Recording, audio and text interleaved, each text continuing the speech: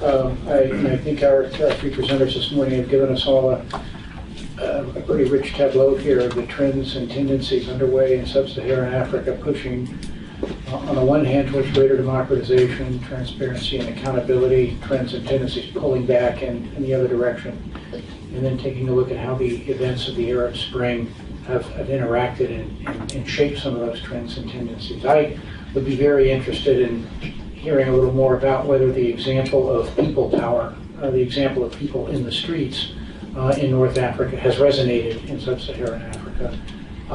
But I'm going to save my question and go and open this up right away to all of you and ask that if you would like to make a comment, an observation, or ask a question, please use the microphone. Just briefly identify yourself, and if you could, in the interest of time, we will run over a little bit. I mean, we are not strictly limited. I know some of you may be. We may end up running over a little bit here, which is fine. But in the interest of time, if you could be relatively brief in your comment or your question. Okay. Thank you, Ambassador. My name is Carmen Bayola. I'm the resident scholar on the Middle East, North Africa, and Islamic Studies at the National War College. Thanks. I'm very heartened, of course, by the wonderful panel that you helped put together this morning. Very quickly, given I want to sort of reverse the process instead of focusing primarily on sub-Saharan Africa. I want to bring the discussion a little bit to North Africa. Given the seeming and initial reluctance of the AU and other African states to play a role, to jump on the bandwagon or play a role, in essence, in the Arab Spring, I'm wondering, in essence, what can the AU and Africa today, especially sub-Saharan African countries, what can they really do in terms of helping the evolving and fragile democratic developments in North Africa? Good morning. Thank you for your presentations. My name is Rachel Smith from Headquarters, Department of the Army. I was wondering, in your countervailing forces portion of your report, I have not had an opportunity yet to read the entire report, I'll preface with that. But in the countervailing forces, was there an opportunity, or did you review some of the other external forces outside of China and Libya, such as extremist elements or the illicit activities throughout the continent that can act as destabilizers to the democratic growth, and if there's any kind of direct influence from those activities as well? Thank you.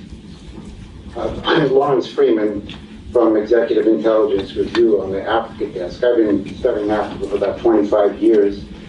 And from reading over the report quickly and listening to the presentations, I think there's a crucial dimension that's been left out, which would be of great strategic error, if I'm correct, which is the economic dimension that was prevalent in the Arab Spring and is now seeping its way down to sub-Saharan Africa, will be actually devastating. Because if you looked at the people in Egypt, especially, I got a bird's eye view because I was in Khartoum at the time, watching it on TV 24 hours a day, and you see 25 to 40-year-old young people, and they're out there protesting because they don't see a future. Yes, there was an autocratic government, but the economic policies were devastating in not allowing young people to see an economic future. In Tunisia, it wasn't just the government, the entire West, including the IMF, praised the Tunisian economy, and I had no reason to, because you have to look at, are we helping the people in their physical economic standard of living, in power, in food, and this is what the key ingredient that can set off more explosions in sub-Saharan Africa. In Nigeria, you've had 4 so-called democratic elections, although some people tell me things were better under Abacha. I was there during the Abacha years. But in any case, cell phones and making quick money in Victoria Island is not going to solve Nigeria's problems. If there's not electrical power delivered very quickly, I'm very fearful about the continuation of a full 4-year term of Goodluck Jonathan. So I think we have to look at these revolts as being very much coming from real fundamental economic conditions. You have huge populations, a lot of young people, they don't see a future. I think this is behind some of the elements of Boko Haram. When I was in the Niger Delta, I saw this among the young people there. If they don't know they can have a job, raise a family, succeed, that government, democratic or not, is not going to stand in their way. And if there's revolts in places like Nigeria and other places, you could have a tsunami of protest across the country, across the continent.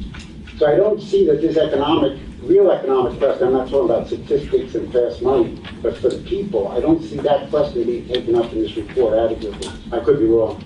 Thank you very much. Thank you. Thank you for introducing it. It's a good question. I'm sure our presenters will have something to say about it. Why don't I turn it over, Joe, Chris, and Ned, to you all. Kamal's question.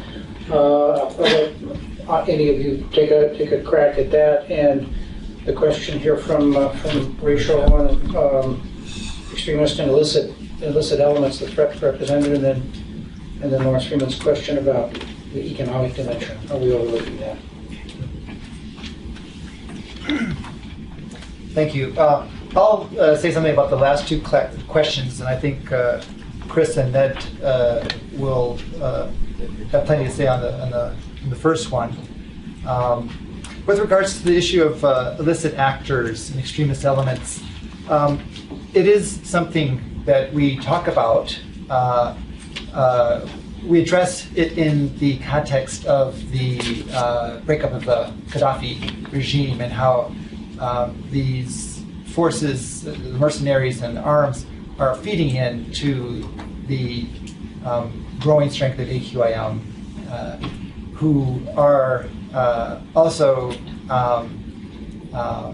coming increasingly together with transnational organized crime actors, narco-traffickers in the region. This confluence we do see as in composite posing the threat to the democratization process in that region. As we have gone through the review process, it's actually something I think we should have given more attention to. In some of our other publications at the center, we've talked quite a bit about the threat of traffickers in West Africa and the threat that this poses to state capture in a number of these countries. And I think, indeed, that is another countervailing force that we need to be paying attention to. With regards to the economic dimensions, in fact, we do deal with it in our discussion. We talk about various factors that have historically led to change. And economic stagnation is a key factor. In fact, 70% of the autocratic or democratic reversals globally are taking place in countries that are facing economic stagnation. In Africa, it's 90%.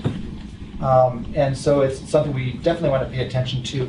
It is a variable we've reviewed. It's in several of our tables.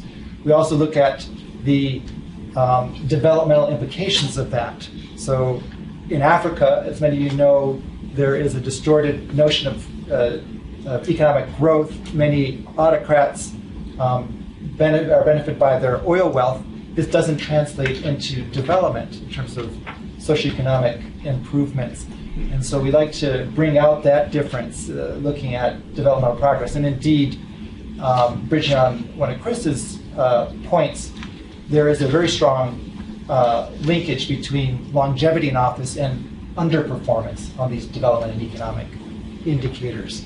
And so absolutely part of the genesis of the protests in North Africa, as well as the resonance in sub-Saharan Africa, is this gap between expectation and delivery economically, which is closely tied to corruption, another factor that we've taken a close look at. So it's in there, it's mixed in with several of our different sections. I would just say to add to Joe's response to Lawrence that I think that's a very important issue and one that we should probably continue to explore and other people should explore as well, because we're very familiar with some of the food riots in a number of African countries in 2007 and 2008, and the fact that those food riots did capture the frustrations of ordinary citizens who didn't see an improvement in their well-being. And in a number of countries, those grievances were intertwined with political aspirations. For example, with the debate about the modification of the constitution in a number of countries. So there's always that economic component that we have to look at. And then the point that Joe raised, I think it's very pertinent, how the the statistics, and I'm glad you made that distinction by saying let's not just look at the statistics of economic growth in Africa and the percentages that get thrown out by various international financial institutions. Let's try to find other parameters that capture the well-being of ordinary citizens, because that's what doesn't get reflected in reports.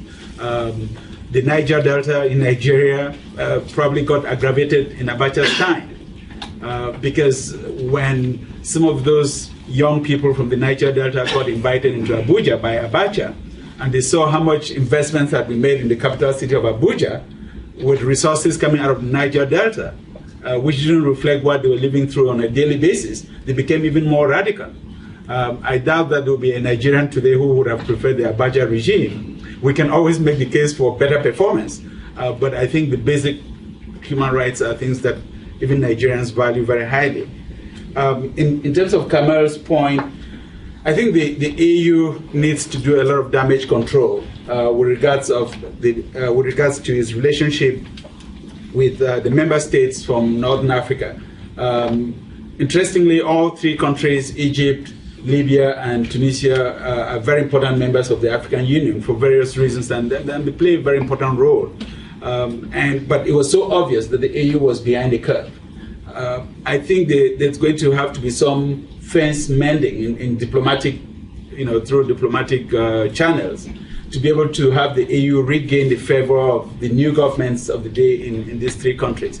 The one silver lining in all of that, in the case of Libya, for example, was the fact that well over 20 African countries at an AU sitting did recognize Libya even before the AU, which means that those countries, Nigeria inclusive, could then step up to the plate and play a more lead role in creating more harmony within the organization with regards to the current governments in those three countries. I think there are a number of key issues. The fragility of Sahelian countries with regards to terrorism in the Sahel, the spread of light weapons coming out of Libya into that region. Those are key issues that no one country is going to be able to resolve on its own. And these are issues that would necessarily have to call into play a more effective assertion of authority by the regional or sub-regional bodies. And I don't think they will be able to play that role except until they reconcile themselves with the governments of the day in these countries.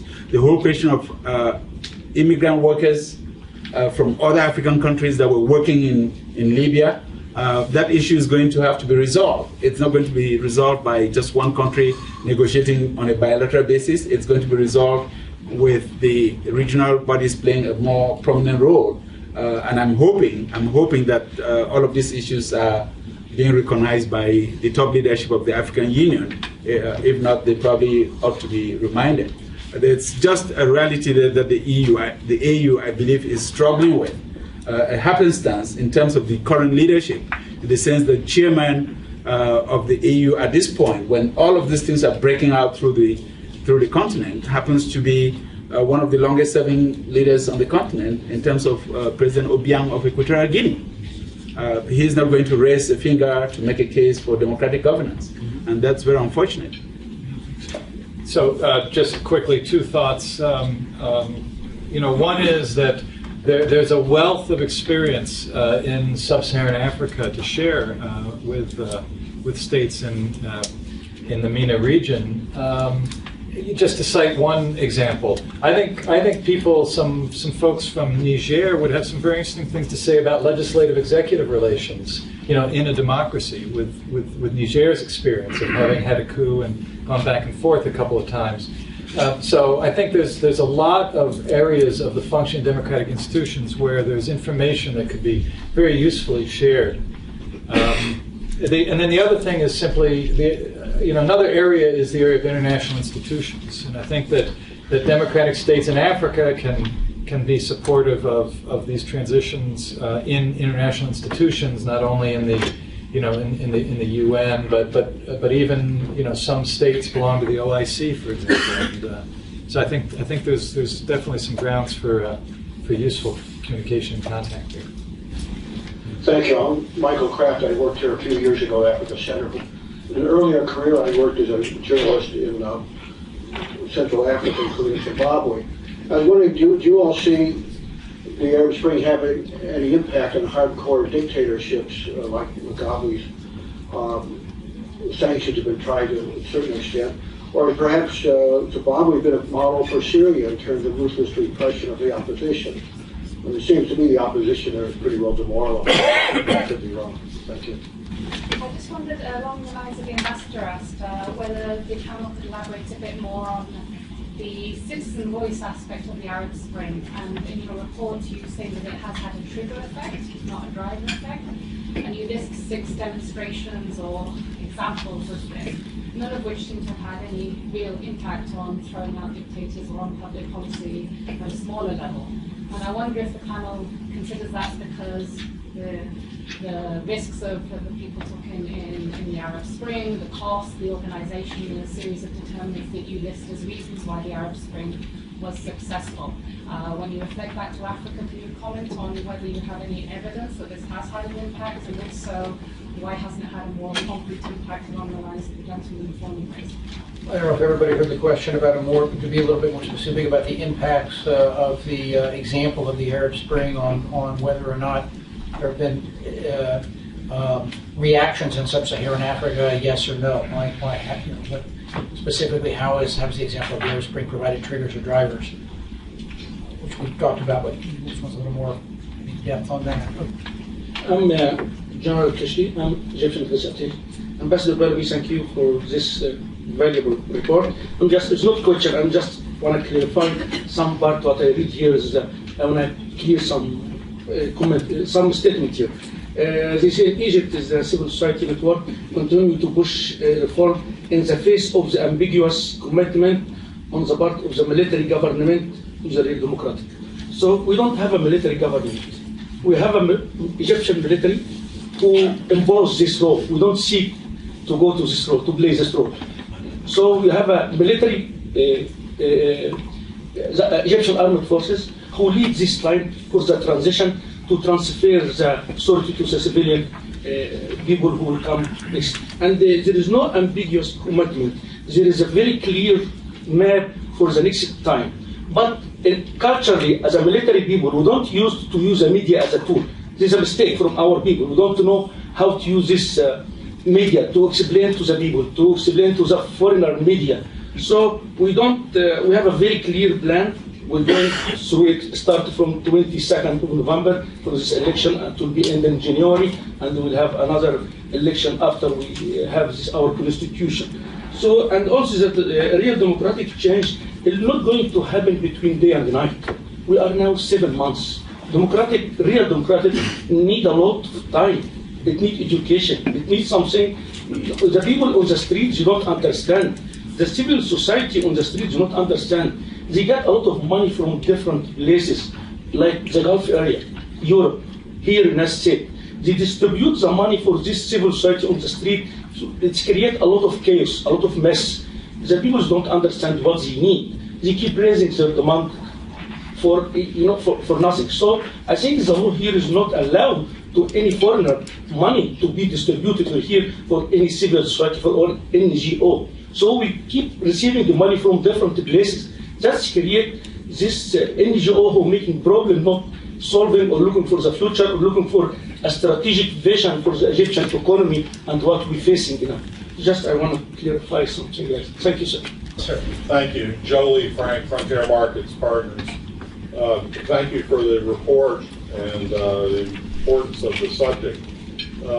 There is a country or a region which it has been argued is among the most democratic in all of northern Africa, and that's Somaliland. And irrespective of the overall Somalia crisis, one cannot help but admire the fact that for 20 years there have been multiple elections observed, peaceful turnovers of power, a written constitution of their own sort, a bicameral legislature that appears to be working, and to use two of the terms you talked about, the placement of democratic institutions and legitimacy in the eyes of its people, with the exception of one small group in the east over near Puntland.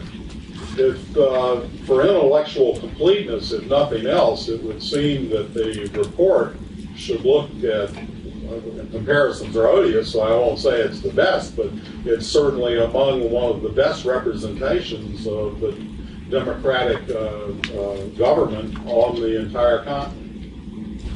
Let me respond to a couple of the questions, and again, Chris and Ned can pick up on those issues that they feel they have the most to say about. With regards to the impact of the Arab Spring on the hardcore autocrats, and I think this ties into the point on citizen voice as well, what we are saying is that the Arab Spring is having an impact on Africa. The impact, though, is in a different way.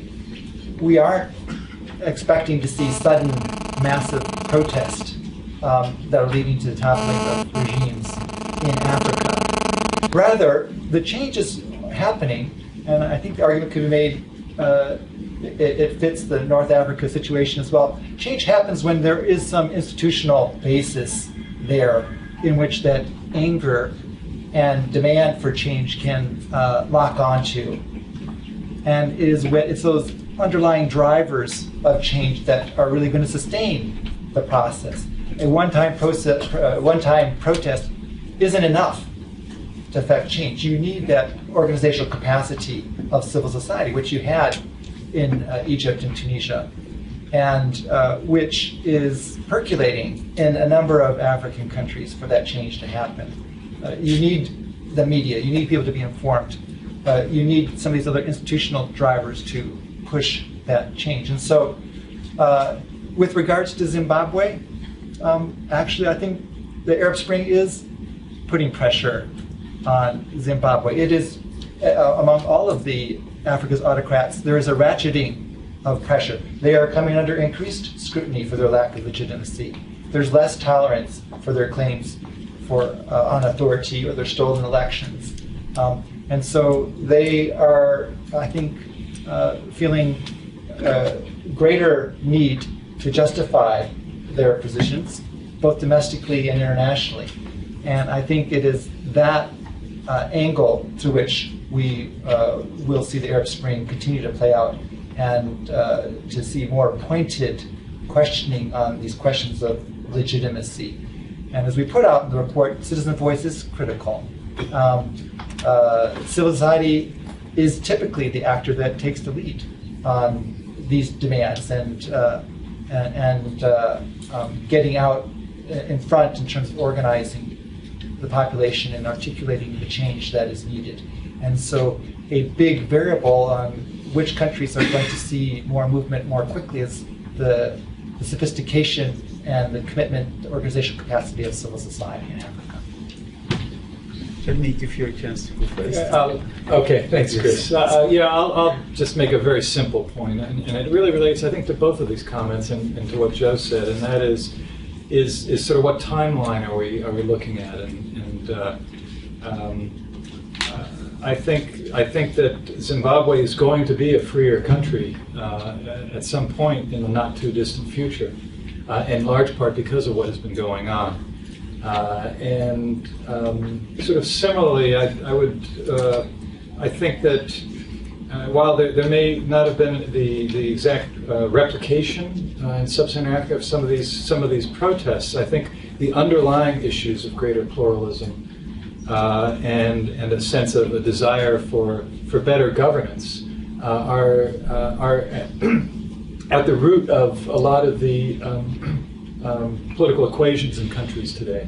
I just came back from Senegal, where there's a very, very lively debate going on, shall we say, about governance and longevity in power. So it's kind of a question of a timeline about, things may not happen right away, but there's an arc of history that I would argue at play here. I think the points about Somaliland were very good. I don't think that this report was really, we had enough on our plate to go beyond that and then sort of look at issues of non-traditional nation-state situations in Africa. But I think that a lot of the issues in the report are very relevant for Somaliland. Thank you. On the Zimbabwe and the direct impact of the Arab Spring, I think you put it very rightly. The regime in Zimbabwe is feeling a lot more stress and pressure. We've also seen, we remember that the government of Zimbabwe expelled the Libyan ambassador for recognizing the CNT in the early part of the process in Libya. But in recent days, they've been going at lengths to try to explain and rationalize and justify their position vis-a-vis Libya. We've seen just last weekend a constitutional referendum in Equatorial Guinea. You could argue with the merits and the content, and the opposition had a lot to say about it, but nobody would have expected 6 months ago that Obiang Nguema of Equatorial Guinea would talk about constitutional reform, and even right into the new constitution, term limits that said, you wouldn't serve more than 2 5-year terms. That's a novelty even for Equatorial Guinea. I think, as I said earlier too, autocrats, all habits die hard, and a lot of these remaining autocrats probably wouldn't go down without a fight.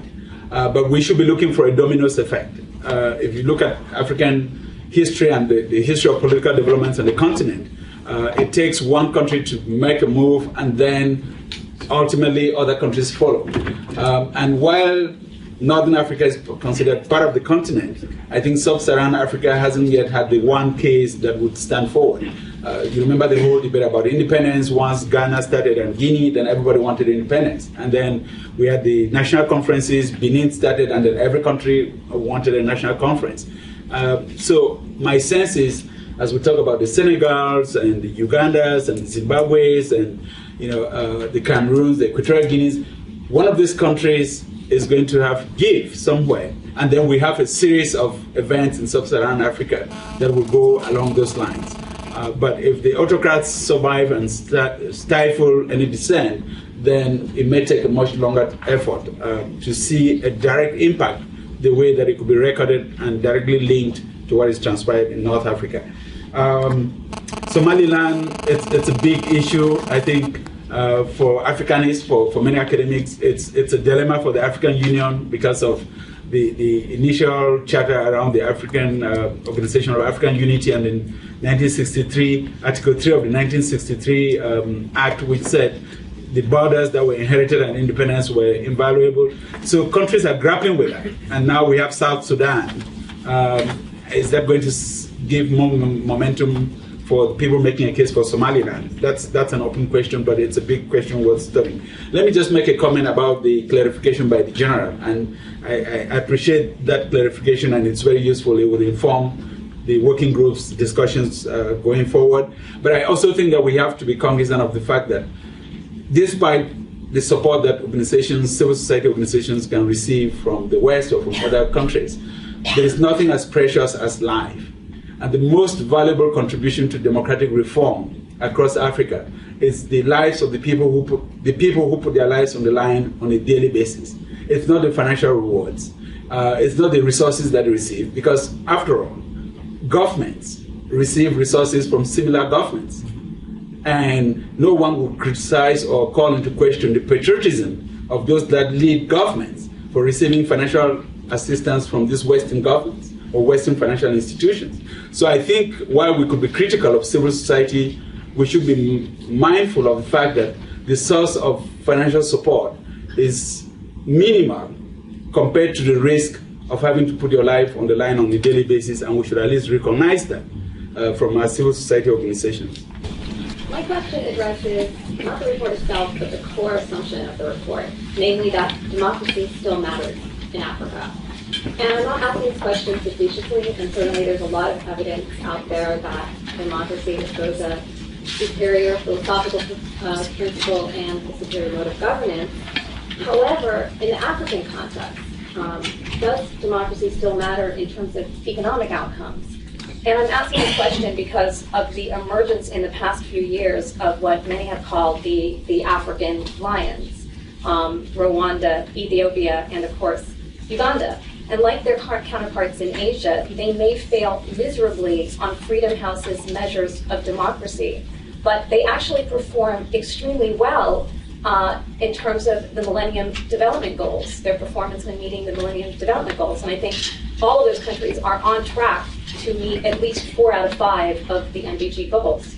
So I'd like to ask you to address this question, not only because I think it's interesting for a room of Africanists to contemplate this question, but actually because I think it does feed back into the report. Because if there is a perception that there is a growing disconnect between democratic governance and development outcomes, not economic growth in general, but actual development outcomes as measured by MDG goals, this could fuel a rollback of the democratic progress over the past 2 decades. Can you comment on the strategic role that you see the U.S. in the region, and really, in particular, to enhance the security posture that you mentioned? Also, how this relates from a security perspective to the greater Middle East? I'm not sure, your part of your question cut out. Could you repeat the question again? Try to just quickly summarize it again, because we lost a couple parts of it. Apologize. Can you comment on the strategic role that the U.S. military should play in the region of Northern Africa to aid in enhancing the security posture, and then how that relates to the greater issues of security in the Middle East?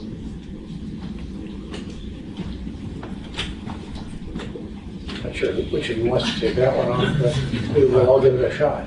Okay, we're going to take right here. Yes, sir. Yes. Hello, my name is Patrick Anderson. I'm an Army War College Fellow, and most recently I was assigned as the U.S. Defense Attaché in Zimbabwe. My question gets to your recommendations, and sort of from a donor nation perspective. I didn't see very many of those recommendations that wouldn't require some level of donor nation support to really realize them as and from a donor nation perspective, especially when we're looking at civil society, the U.S. alone gives about $3 billion a year to support civil society in the form of democracy and good governance programs. With the fiscal realities that exist in the United States and in Europe, and with foreign aid going to be under more and more scrutiny, how would you prioritize your recommendations, or what sort of framework would you use to prioritize your recommendations? Thank you. Okay, my question is, actually it's not like a question but also a comment. Most of the recommendations that I have here, from the stage, is what has been usually told, the media should be free source for Africa, to democratize itself, the media should be kind of open, and the political parties should be kind of capable enough to bring about their own options and all that. But the question is, the situation there in the continent is not so conducive for all the political forces to play that role. The media is not open, and then how should we make the media open, or the whole political stage open, so that people can express themselves, or so that people can bring about the kind of the government they want? And I think that should be the question we should try to give an answer. Okay, well, the media openness then is your question, and how do we promote greater media openness and as a vehicle for articulating demands and pushing for change? Is that fair? Fair summation? Good, that's great. We'll take it. Okay. Chris? I'll start with Michelle, because I thought that the working group had made the case in a way that would have addressed all of our concerns, but I guess we still have a work cut out for us. Because I think the collapse of the regimes in Tunisia and Libya and Egypt would have made the counter-argument that democracy really matters. When you look at the countries you cite, Rwanda, Uganda, Ethiopia, and their efforts to meet Millennium Development Goals, it's difficult to make the comparison, because then the open question is, if they were more democratic, would that have inhibited their ability to meet the same goals? It's a question of political will. If they're putting certain resources into meeting those goals now, and they maintain the same political will when they open up political space, wouldn't they still accomplish the same goals? The comparison that I would like to make, for example, is with between Botswana and Sierra Leone. In the 60s, both Botswana and Sierra Leone had the same level of GDP. They said they had the same level of economic development. Both countries have diamonds. Sierra Leone went into authoritarian rule, into military rule, and into civil war, and mismanaged its resources. Botswana, on the other hand, took the democratic path, and over the years has put in place processes and systems to allow its resources to be properly managed to impact the well-being of its citizens. So it could be a very long argument, but I would still hold firmly that by putting in place the kinds of processes and structures and institutions that allow for more accountability and more transparency in the management of resources, countries are better able or better apt to meet to improve the well-being of their citizens than would be the case otherwise. Look at what Ghana is trying to do today. Trace the level of economic development in Ghana compared to Cote d'Ivoire. 2 decades ago, both countries were almost at the same level. But because of what has transpired in terms of democratic governance in Cote d'Ivoire in the last 2 decades, the Cote d'Ivoire trajectory has been going south, while Ghana is shot up and shot upwards, I should say. And today, people would like to cite Ghana as a success story, both in terms of political development as well as economic development. So I think we shouldn't lose sight of that. Guinea, for example, is the paradox of Guinea-Conakry, because people say Guinea's got more than half of the bauxite reserves in the world. It's a country of 12 million people. It's a small country to manage. It's got water resources. It's got, you name it, and they have it. But just because in the last 50 years, Guinea hasn't known a democratic government, they've not been able to manage those resources in a way as to impact the well-being of its citizens. I would dare say that if the current transition in Guinea stays on track, that we will be able to record better results in the next 5-10 years in Guinea than we've done in the first 50 years of independence. Let me just skip to the last question. I think the last suggestion had to do with the enabling environment as a whole, not just for the media, but for political parties, to say that these recommendations wouldn't mean anything if the enabling environment is still very hostile.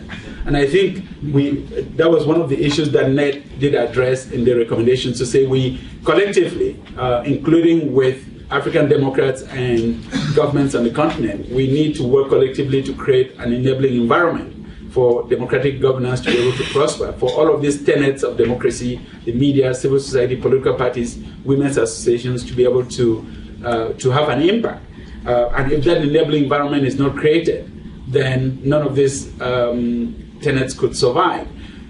The interesting thing about the report, and I should say, again to compliment Joe, is that one of the objectives of this report was to generate debate and discussions within the continent. And interestingly, since its release, we're seeing a lot of vibrant or very vigorous debate in Uganda, in Nigeria, and even in other countries outside of the continent about the content of this report.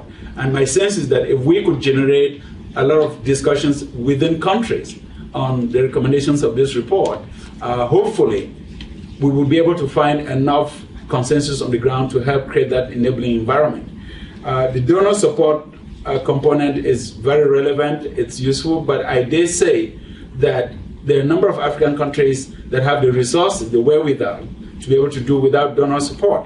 This goes to Patrick's question, that if the resources were properly managed, those countries could put in place even institutions, including endowments, that could help promote and strengthen democratic governance within their own countries. Nigeria, for example, is an extremely wealthy country. There is no reason why Nigeria should depend on foreign assistance to support democratic governance and democratic institutions. But a lot of us get that support and go in and try to work with Nigerians, but it's a country that could create endowments of its own. South Africa could create endowments that could help not just South Africa, but other countries in the Southern Africa sub-region. So I think it's a matter of political will. It's also a matter of political leadership on the continent, embracing democratic governance as a tool to help improve the well-being of citizens, rather than something that's done to please one donor or the other. Okay, let me just try to add to Chris's very precise remarks, and I'll work backwards. Again, on the media, of the things that we talk about in the report, I would highlight the importance of protecting journalists in Africa.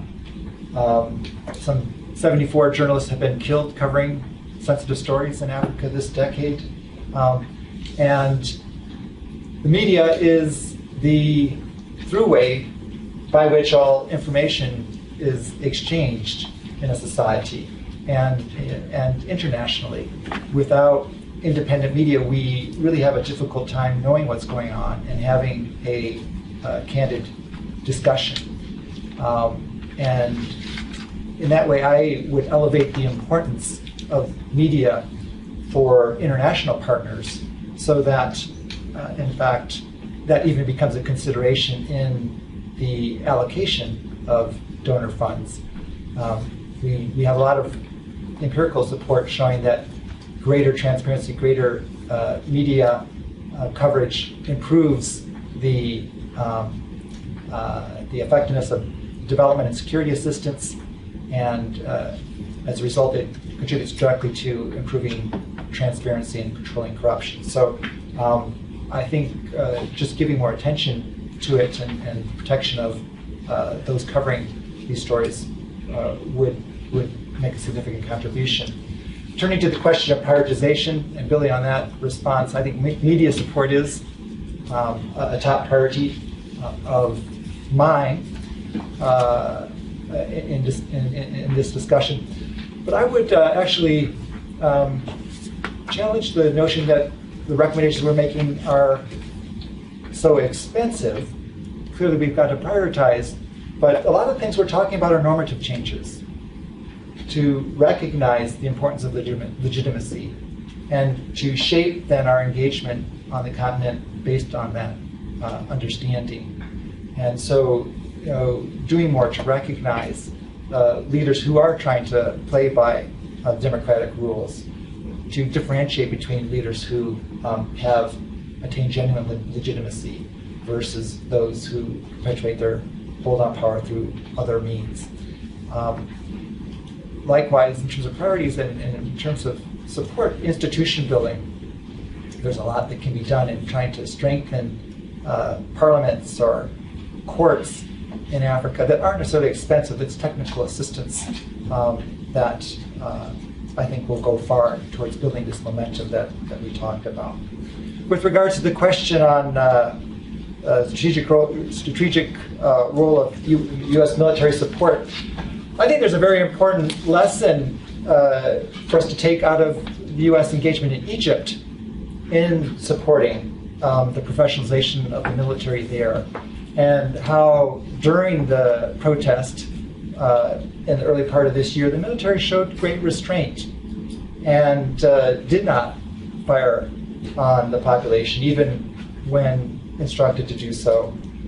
And to the credit of the Egyptian military, recognize that their allegiance is to the Constitution, and the Constitution gave people a right to protest rather than to the regime in place at that time. And I think the U.S. played a critical role in building that capacity in Egypt, and I feel that that's an ongoing high priority for the U.S. military in the Arab world as well as in Africa, because we expect that there are going to be a number of other instances where African militaries are going to be placed in that same position. In which direction are they going to go? This was an issue that we saw in Cote d'Ivoire. And is there allegiance to the personality on top at the time? Is it to their profession, to the institutions of the state? And I think the more we can help coach them thinking about these, anticipating these challenges, the smoother that we'll see transitions moving forward. And finally, with regards to the questions about economics and development and democracy, in fact, there's quite a deep body of evidence, and something I wrote a book on looking at. And in Africa, in fact, the differences are quite stark. African democracies have grown since 1990 at a rate of 40% higher than autocracies on average. If we take out the oil producing states, African democracies grow 3 times as fast. When it comes to socioeconomic variables, agricultural yields on average are 25% higher in democracy. Infant mortality rates are 35% lower. Educational attainment rates for primary school are 40% higher among democracies. We can go down a longer list. There are cases, like you cite, of autocracies growing in Africa and abroad, but they are really exceptional. For every Rwanda out there, you've got, as Chris said, Guinea or Angola, Cameroon, Congo, Equatorial Guinea, Gabon, Mauritania, Sudan. Globally, it's for every East Asian tiger, there are 8 or 9 autocracies that have had abysmal growth. So it's not a model to put forward for Africa to proceed. And in fact, historically, the ability of autocracies to sustain rapid growth is actually fairly limited.